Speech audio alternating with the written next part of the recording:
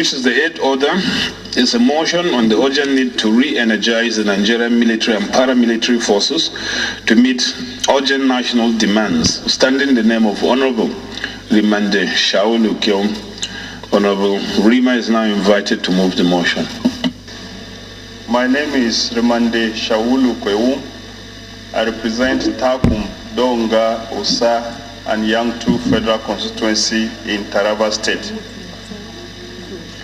The need to re-energize the Nigerian military and paramilitary forces to meet urgent national demands. The House knows that Nigeria is presently facing unprecedented security challenges that have overstretched the security forces. Realizing that the major consideration of every human being when confronted with danger is self-defense, in the same way that the sovereign state needs to survive external aggression. Also knows that citizens' loyalty to the state, among other factors, is premised on the firm social contract theory, which vests on the state the obligation of protecting the people. Aware that the Nigerian state has had the sovereignty challenged a few times in the recent past and is currently in battle at several fronts, with militancy in the south-south, Boko Haram insurgency in the northeast, violence, election violence, kidnapping, cattle rustling, and the menace of herdsmen in several other parts of the country. Also aware that despite the increased engagement of the Nigerian military within and outside Nigeria, there has not been corresponding increase in the number of military and paramilitary personnel, resulting in several blind spots across Nigeria that make it easy for rogue elements to hide. Further aware of the United Nations report that out of 80 million small arms floating freely in the West African sub-region, 70% are in the hands of individuals and groups in Nigeria. Concerned that Nigeria presently has one of the lowest ratio of civilian to military, that is 1.14 military men to 1,000 people, while countries with less security challenges and even less endowed economically have significantly higher ratio, as presented below. Syria 21.84, Egypt 10.79, Norway 10.17, Russia 10.15, Pakistan 5.9, United States 5.22, Canada 2.2, Nigeria 1.14, and indeed in the West African sub-region, the Nigeria is well below the average ratio of 4.01 per 1,000 personnel people.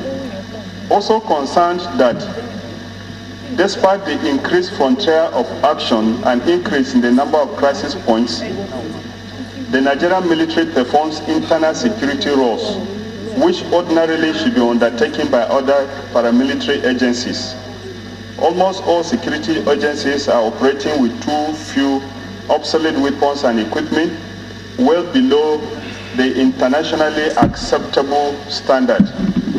Cognizant that if prompt action is not taken to strengthen the Nigerian military and paramilitary agencies, the Nigerian state in no distant future may be embarrassed by the inability of the military to perform its duty of protecting the territorial integrity of the country and protecting its citizens' infrastructure from rogue elements.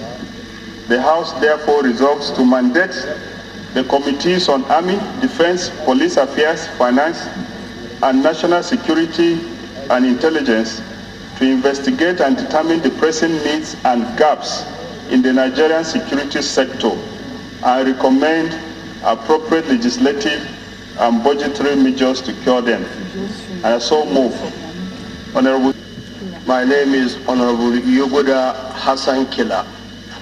I rise to second the motion ably researched and moved by Honorable Rimande Shawulu, and so second.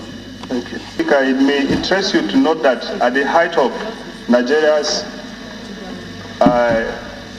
operations in the northeast, the ratio of Nigerian military in respect to the land, in respect to the land expanse of the area of operation was such that you could say without any fear of contradiction that you had one soldier taking care of 5 kilometers. So far, the population of Nigeria has increased. A lot of problems have come upon the nation, but there has not been much increase in the number of personnel within not just the army, also within all the security agencies. And we have a situation today where the military is involved in operations in almost all states of the Federation. There are all sorts of task forces that are engaged in operations. The other agencies, such as police and civil defense, have been so ill-equipped and with so much low manpower that in most of the crisis areas today, if there's any problem, people first of all reach out to the military instead of reaching out to the security agencies that are mandated with maintaining internal security. We have talked about a legislative agenda that included discussing our security. I want us to, the purpose of this motion is that we should fast forward the debate, the discussion on the security sector. We have so much challenges in the security sector, and we have issues and complaints from the international community, from our citizens, that the military and the paramilitary forces are unable to solve these problems. So this motion that I've come with today, I'm requesting that we should give time. Let the security-related committees properly study the gaps, the needs, and the challenges that we have within the security sector, and make recommendations so that we'll be able to take actions that we uplift the Nigerian military and the paramilitary forces to the standard that they will be able to defend the territorial integrity of Nigeria, as well as protect the people of Nigeria. Because across the country today, almost in every part of the country today, we have challenges. And of course, if you look at the statistics that I've given, just the sheer number of security personnel, Nigeria is under-policed. Nigeria has too few soldiers.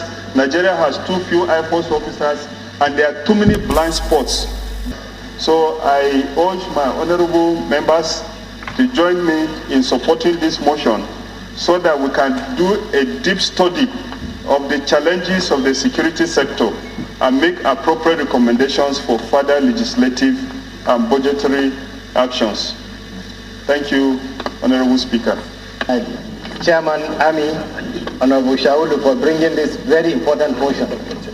This is something that has been bothering me for a very long time, Mr. Speaker. We need to look into our paramilitary services. We need to look into the welfare and the well-being of our military, our police, in fact, all our paramilitary outfits, because really it leaves much to be desired. Number one, we are completely under-policed. So this motion is timely, it's apt, and this is the right time for us as a parliament to sit down and look into this thing very seriously, Mr. Speaker. Let our committees on army, defense, police affairs, finance, and national security and intelligence sit together, have a public hearing, listen to the paramilitary personnel themselves, listen to the general public, and look into it. What can we do? Of the motion as amended, say aye. Those against it, say nay. The ayes have it.